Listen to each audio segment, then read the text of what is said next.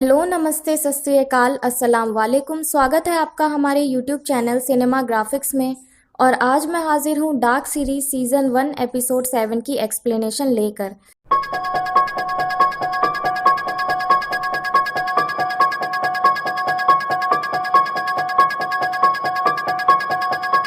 इस एपिसोड की स्टार्टिंग में हमें एक बच्चा दिखाया जाता है, उसी रूम में जहाँ पर मशीन रखी हुई थी।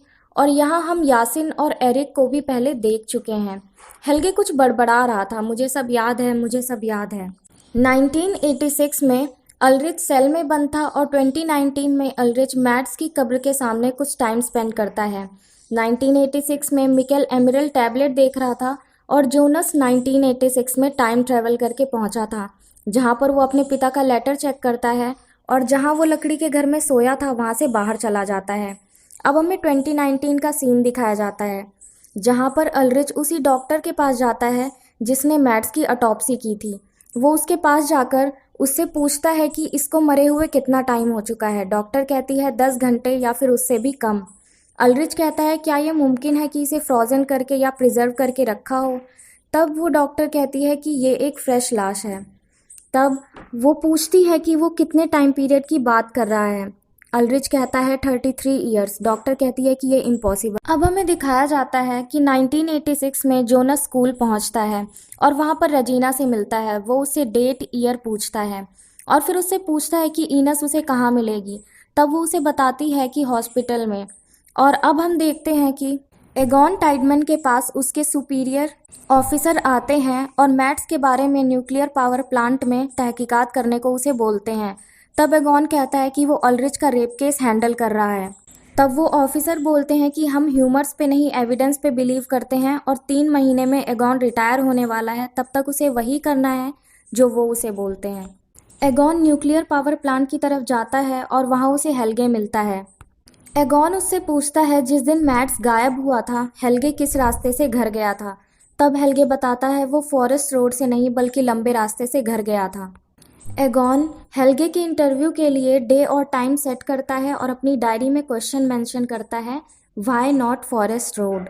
अब हमें दिखाया जाता है कि अल्रिच मैट्स के केस के बारे में सारे रिकॉर्ड्स चेक कर रहा था 2019 में, जहां पर उसे एगॉन की वही डायरी मिलती है और उसमें लिखा था 10:30 interview with हेल्गे Doppler, why not forest road. लेकिन हेल्गे का कोई भी इंटरव्यू नहीं। शार्लेट को न्यूक्लियर पावर प्लांट के लिए सर्च वारंट मिल जाता है। अब हम देखते हैं कि 1986 में एगॉन जोनस को हॉस्पिटल के लिए लिफ्ट देता है और उसके पेरेंट्स के बारे में पूछता है। तब जोनस बताता है कि उसकी मॉम न्यूक्लियर पावर प्लांट में जॉब करती हैं और उसके फादर अब नहीं हैं। एगॉन ईयरफोन देखता है जोनस के और उसके बारे में पूछता है। जोनस बताता है कि ये ईयरफोन है। तब एगॉन शॉक हो जाता है और कहता है कि टेक्नोलॉजी कितनी आगे बढ़ चुकी है और उसे हॉस्पिटल ड्रॉप कर देता है। अब हम 2019 में देखते हैं कि शार्लेट के पास अल्रिच का कॉल आता है और वो उसे बताता है कि उसके फादर इन लॉ हेल्गे का मैट्स के केस में इंटरव्यू होना था ट्यूसडे नवंबर 11, 1986 में, 33 साल पहले, जो कि नहीं हुआ। तब शार्लेट कहती है कि वो 75 ईयर्स के हैं और उन्हें डिमेंशिया है। और जिस दिन मिकेल गायब हुआ था शार्लेट हेल्गे के साथ थी और जिस दिन यासिन गायब हुआ था वो नर्सिंग होम में थे और वो इंक्वायरी करते हुए गलत राह पर जा रहा है। जब कॉल कट हो जाती है शार्लेट को कुछ टायर ट्रैक्स दिखते हैं जिन्हें फॉलो करते हुए वो गुफा के पास पहुंचती है, जहां पर 1986 में क्लॉडिया को भेजा गया था और वहां पर खूब सारे ड्रम्स रखे थे। लेकिन जब शार्लेट पहुंचती है तो वहां पर कोई ड्रम्स नहीं थे, लेकिन ड्रम्स का पेंट उसे वहां पर मिलता है और वहां पर उसे एक दरवाज़ा भी मिलता है जिसे खोलने या तोड़ने की कोशिश की। अब हमें 2019 में दिखाया जाता है कि अल्रिच हेल्गे के पास जाता है। हेल्गे उसे पहचान लेता है। अल्रिच उससे मैट्स के केस के बारे में फोर्सफुली पूछने लगता है। हेल्गे कहता है I can change the past and future, I need help. तब अल्रिच गुस्से में कहने लगता है कि इसका क्या मतलब है और वो बहुत ज़्यादा गुस्से में आ जाता है और लोग उसे वहाँ से बाहर निकाल देते हैं और हेल्गे वापस टिकटॉक टिकटॉक बड़बड़ाने लगता है। 1986 में जोनस इनस और मिकेल को बेंच पर बैठा हुआ देखता है हॉस्पिटल के बाहर। वहाँ पर एक अजनबी भी आ जाता है। तब जोनस उससे कहता है क्या तुम रियल हो या फिर मैं अपने पापा की तरह पागल हूँ? क्या तुम एग्जिस्ट भी करते हो या फिर सिर्फ ये एक हेल्यूसिनेशन है? तब वो अजनबी कहता है कि कुछ चीज़ें ऐसी होती हैं जो कि समझना मुश्किल होता है, जैसे कि जब लोगों को पता चला था कि पृथ्वी गोल है तब उन्हें कैसा फील हुआ था। और वो कहता है कि मिकेल ही तुम्हारे फादर हैं, मतलब अल्ड्रिच जोनस के ग्रैंडफादर हैं और मार्था उसकी आंट है। तब जोनस कहता है कि वो मिकेल को वापस ले जाएगा। तब वो अजनबी कहता है कि इसका मतलब ये होगा कि तुम्हारे मम्मी पापा को कभी प्यार भी नहीं होगा और उनकी शादी भी नहीं होगी, ना ही तुम होगे, मतलब तुम्हारी एग्जिस्टेंस पूरी तरह से ख़त्म हो जाएगी। वो अजनबी कहता है कि अगर कोई डिसीजन किसी चीज़ के हक में होता है तो किसी के अगेंस्ट भी होता है। अ लाइफ फॉर लाइफ कहता है कि तुम्हें डिसाइड करना है। अब हम देखते हैं कि 2019 में शार्लेट अल्ड्रिच को सस्पेंड कर देती है, जो वो मैट्स के केस के बारे में हेल्गे के पीछे पड़ा हुआ था। 1986 में अल्ड्रिच सेल में बंद था, जहां पर कैटरीना आती है और एगॉन से कन्फ्रंट करती है कि अल्ड्रिच ने उसका रेप नहीं किया है। तब एगॉन कहता है तुम्हारे फेस में चोट कैसे आई? वो कहती है कि वो गिर गई थी, लेकिन एगॉन उस पर बिलीव नहीं करता। कैटरीना कहती है कि वो मुझे कभी हर्ट नहीं कर सकता, कभी भी नहीं। और 2019 में कैटरीना बैठी हुई थी जहां पर अल्ड्रिच आता है और उसे बताता है कि वो सस्पेंड हो चुका है और बच्चों के बारे में पूछता है। तब कैटरीना कहती है उसे नहीं पता। अल्ड्रिच उसे सॉरी बोलता है। तब कैटरीना कन्फ्रंट करती है कि अल्ड्रिच के अफेयर के बारे में कैटरीना को पता है और अल्ड्रिच को कुछ भी एक्सप्लेन करने के लिए मना कर देती है और उससे कहती है कि उसकी माँ जाना का कॉल आया था और वो अब भी मैट्स के लिए परेशान है, ना कि मिकेल के लिए, और ये कहकर वहाँ से चली जाती है। 1986 में जोनस मिकेल और हैना को साथ में देखता है हॉस्पिटल में और उस अजनबी की बातों को याद करता है और चुपचाप वहां से चला जाता है। अब हम देखते हैं कि 2019 में अल्ड्रिच अपनी मां जाना से मिलने जाता है और उससे पूछता है कि मैट्स जिंदा है या मर गया, क्या वो जानना नहीं चाहती? तब जाना कहती है कि नहीं जानना चाहती और मैट्स के लौटने की होप उसे हमेशा रहेगी। तब अल्ड्रिच पूछता है कि कैटरीना बता रही थी कि जाना उसे कुछ बताना चाहती है। तब जाना कहती है कि जिस दिन मैट्स गायब हुआ था उससे करीब एक हफ्ते पहले एक प्रीस्ट की एक आदमी से आर्ग्यूमेंट हो रही थी और वही आदमी उसे दोबारा दिखा है। उसने उस आदमी को उसके कान से पहचाना क्योंकि उसका कान डिसफिगर्ड था और वो कहती है कि ये बहुत स्ट्रेंज है कि उस आदमी की सेम एज थी जो कि 33 साल पहले थी, उसमें कोई भी फ़र्क नहीं आया था। अब हमें 1986 में हेल्गे बंकर के पास दिखाया जाता है।